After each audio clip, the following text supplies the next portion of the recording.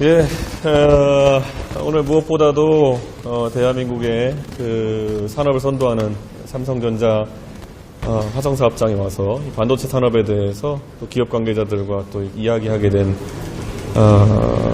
이런 상황이 저희 개혁신당에 있어서 굉장히 중요한 지점이다. 저희는 미래 먹거리와 미래 산업에 대한 고민도 꾸준히 하고 있는 정당이다라는 것을 이렇게 말씀드릴 수 있겠습니다. 오늘 가장 삼성전자 관계자들과의 대화에서 의미 있었던 내용은 결국 국제사회에서 이 반도체 경쟁이라고 하는 것이 우리가 꼭 이겨내야 하는 것이고, 그를 위해서 또 정치권에서 해야 될 일이 있다는 것을 저희가 알게 되었습니다. 특히나 지금 이공계 인재를 육성하는 과정 속에서 어떻게 하면 적시적소에 이렇게 충분한 인재들이 공급될 수 있게 하느냐도 중요한 문제고, 두 번째로는 이 반도체 산업을 이끌어 나가는 데 있어가지고 필요한 생산시설이나 필요한 연구시설을 필요한 시점에 만들어낼 수 있는 것도 중요하다. 그를 위해서 기존에 반도체 클러스터도 있고 여러 가지 사업장도 있지만은 막힌 곳이 있으면 뚫어내는 것도 정치의 역할이다. 그렇게 해서 우리 또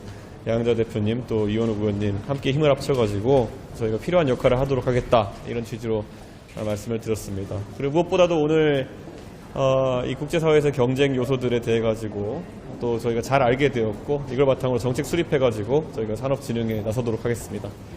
네. 또 질문? 오늘 아까 전시관 방문하셨는데 어떤 거 보셨어요?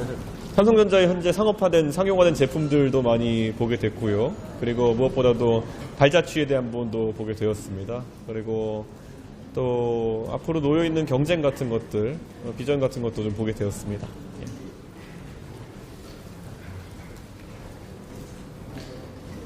이미 낸 공약들 많이 얘기하셨을 것 같은데 특히 어떤 공약에 좀 공감을 많이 자아냈는지. 제가 얘기할게요.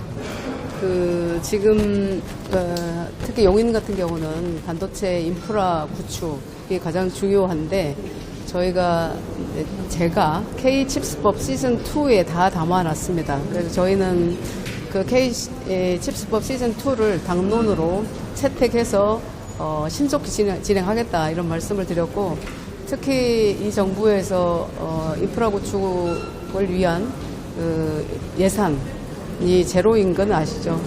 2년 연속 제로인데 이런 부분들이 빠르게 좀 예산 확보가 되고 또 진행할 수 있도록, 그러니까 인프라 구축을 진행할 수 있도록 지원이 중요하다는 말씀들을 하셨고, 그 말씀으로 이렇게 가름할 수 있을 것 같아요. 이제는 반도체가 한 기업의 일이 아니고, 그러니까 개인 종목이 아니라 지금 이제 단체 종목이 돼 있다. 그래서 민, 정, 관, 학, 연구소 다 같이 힘을 합쳐야 되고, 특히나 또 해외 사례 엔비디아나 TSMC와 같이 우리 대한민국도 어떤 기업이 대기업, 중견, 중소, 벤처, 스타트업이 나눠서 할 것이 아니라 어떤 한 팀으로 해서 국가대표 선수로 함께 뛰어야 된다, 이런 말씀들을 함께 나눴습니다. 그래서 어느 한 곳에서 잘하는 게 중요한 게 아니라 모두가 함께 힘을 모으는 것이 훨씬 더 중요하다, 이런 말씀을 하셨고, 또 그렇게 우리가 뒷받침하려고 개혁신당이 존재한다, 이런 말씀도 드렸습니다. 네. 관련해서 좀 덧붙이면요, 평택 산업단지가 지금 4개의 라인이 만들어져 있고, 이제 지금 앞으로 2개의 라인을 더 만들 수 있는 여유 부지만이 있을 뿐이다. 그래서 지금 남사 산업단지가 빨리 조성이 돼야 되는데, 정부의 산업단지에 대한 지정, 인허가 이런 것들이 이루어지지 않고 있어서 지금 토지부 상황이라든가 기타의 절차들이 아예 진행을 못하고 있다. 정부에서 그 부분에 대한 조속한 인허가가 필요하다라고 했고요. 저희 개혁신당이 그거에 대해서 적극적으로 나서겠다라고 하는 말도 덧붙였습니다.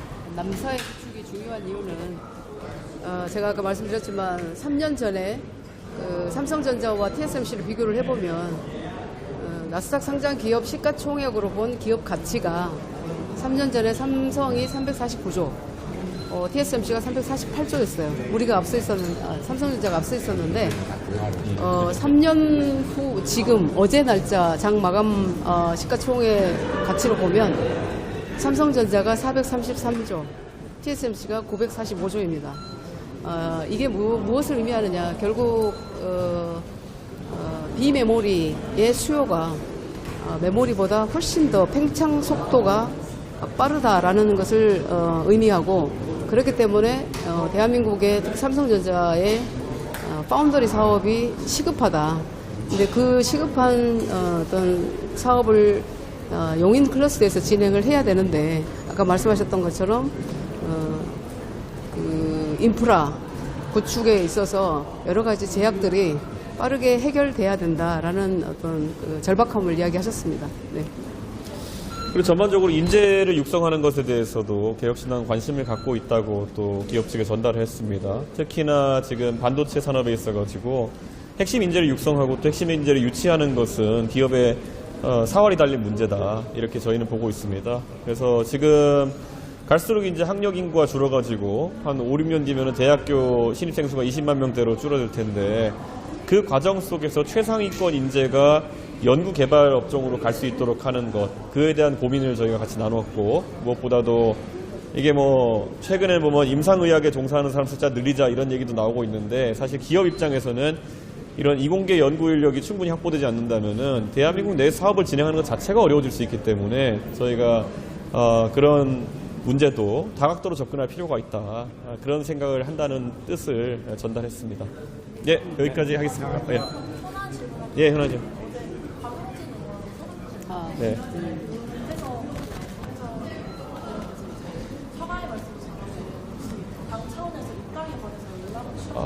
뭐 사실 박용진 의원은 저도 서울 노원구에서 활동하면서 서울 강북구에서 활동하고 있는 박용진 의원의 의정 활동이나 아니면 또 정치에 대한 자세 등을 익히 알고 있고, 저와도 오랫동안 방송 같이 하면서 교류해온 사이지만은 박용진 의원은 절대 주민들에게 지지를 받고 있고, 또 그리고 무엇보다도 유치원 3법 등 매우 인상적인 의정 활동으로 국민들의 지지를 받는 정치인입니다. 그 정치인이 어떤 과정을 통해서 소위 말하는 경선에서 떨어지게 되었는가, 모든 국민들이 지켜보고 있다. 그리고 참 놀랍게도 우리 당에 지금 함께하고 계신 금태섭 의원님이 4년 전에 겪으셨던 일과 너무 비슷하다는 생각이 지금 개혁신당에서 저희의 시각입니다. 특히 우리 이원우 의원님께서도 오래전부터 예고하셨던 것처럼 민주당의 경선이라고 하는 것이 공정하게 진행되지 않는 것 같다라는 우려가 있었는데, 그 말씀을 실제로 입증한 결과가 되어가지고 저도 놀랍고, 저희가 뭐 박용진 의원님도 본인 입장을 밝히셨지만은 지금 굉장히 믿기지 않는 그런 일을 당하신 분들에게 뭔가 적극적인 정치적 접근을 하기는 어렵지만은 그분들의 아픔과 그리고 그분들의 상처에 대해서는 깊이 공감하고 있다, 이렇게 말씀드리고, 대한민국 국민들께서 이걸 바로잡아 주실 것이다. 예, 어느 정당이든지 도취된 일방주의 같은 경우에는 심판의 대상이 된다라는 것을 명확히 해주셨으면 좋겠습니다. 이번에 민주당의 경선은 이제 마무리 단계에 들어갔지만은 이제 가장 강력한 무기인 표가 남아 있습니다. 이 표로서 이것을 바로잡아 주시는 것이 국민들께서 정치를 바로잡아 주시는 길이다, 이렇게 생각합니다. 국민들밖에 없습니다. 예. 우리가 믿을 게. 예. 예. 많이 했다면 예.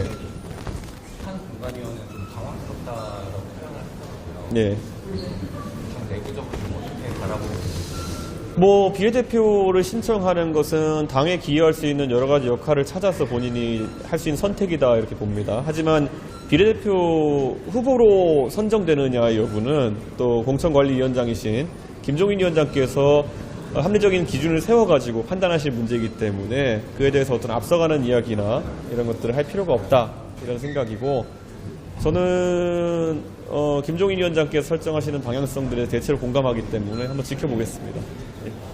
예, 여기까지 하겠습니다. 예, 감사합니다.